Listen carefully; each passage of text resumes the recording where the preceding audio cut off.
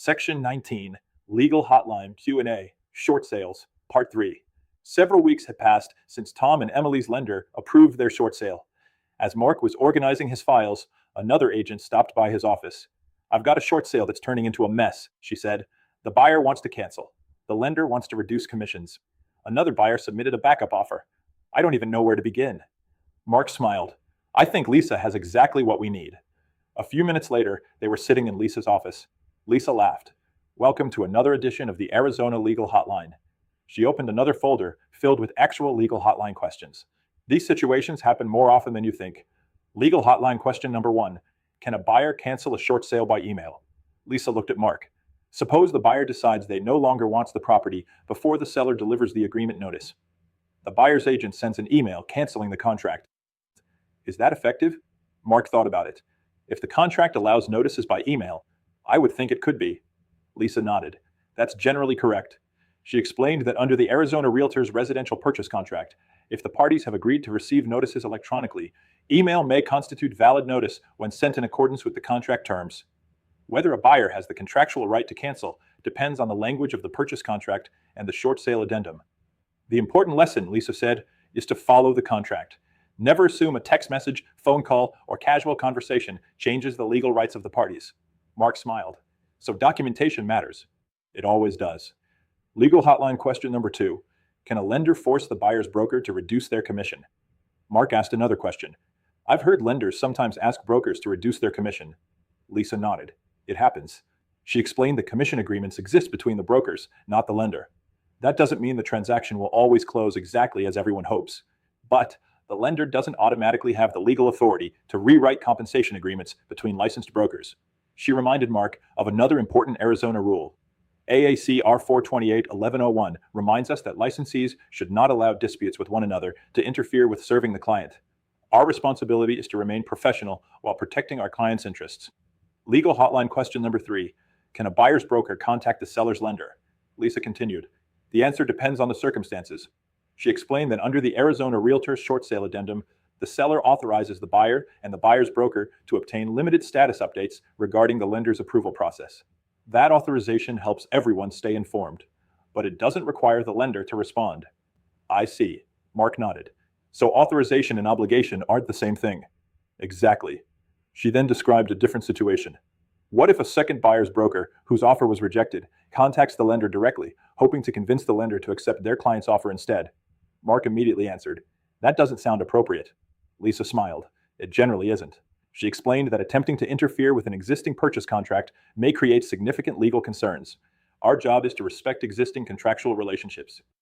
Legal hotline question number 4. What if the seller accepts a backup offer? Lisa drew 2 stick figures on the whiteboard. Buyer number 1, buyer number 2.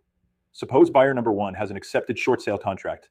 While waiting for lender approval, the seller accepts buyer number 2 as a backup. The lender ultimately approves buyer number 2. What happens? Mark looked at the board. I guess buyer number 1 isn't going to be very happy. Lisa laughed. Probably not. She explained that the Arizona Realtors short sale addendum specifically addresses backup contracts. When everyone understands the contract from the beginning, situations like this become much easier to manage. The contract, not assumptions, controls the outcome. Legal hotline question number 5. Does Arizona's homestead exemption automatically solve judgment problems in a short sale? Mark remembered reading about this issue. If there's a judgment against the seller, can the homestead exemption always protect them? Lisa shook her head. No. She explained that judgment liens, title issues, and homestead protections involve legal questions that often require review by the title company and qualified legal counsel. In a short sale, title must be clear enough for the buyer to receive marketable title and obtain title insurance. If questions arise regarding recorded judgments or exemptions, those issues should be handled by the appropriate professionals. She closed the legal hotline folder. You've probably noticed something by now. Mark smiled. The legal hotline doesn't teach us how to practice law. It teaches us when not to. Lisa laughed. Exactly.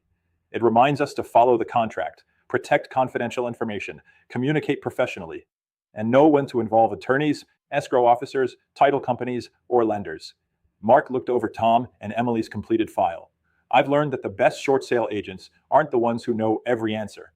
They're the ones who know where to find the right answer. Lisa smiled. That's exactly what protects the public. She gathered the file.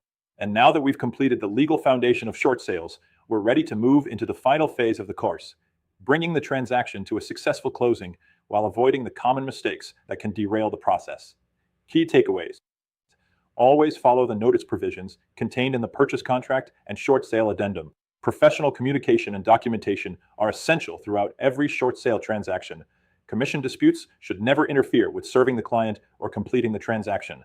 Existing contracts should be respected, and licensees should avoid actions that interfere with contractual relationships. Legal hotline guidance helps Arizona licensees recognize legal issues while remaining within the scope of their real estate license. Online discussion question 1.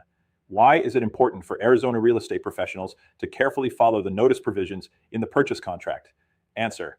Proper notice requirements determine when contractual rights are exercised.